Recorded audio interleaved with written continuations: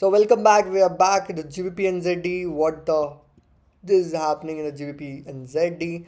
What I have predicted has is happening kind of perfection. Look at this. What I have said that it is going to create this blue candle. Now it is actually on the way to create the blue candle. Look at this. So the Monday starts.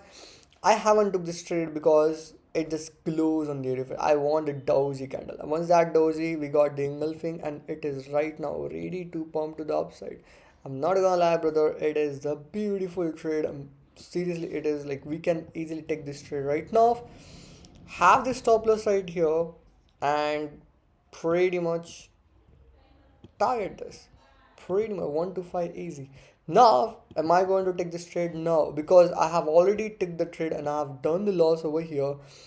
Beautifully done the loss. I mean, this every single thing was pinpoint perfect. Still, I have done the loss, but now I have gone. I have maxed out how much trades I can take per week. So I've decided to take only and only one trade.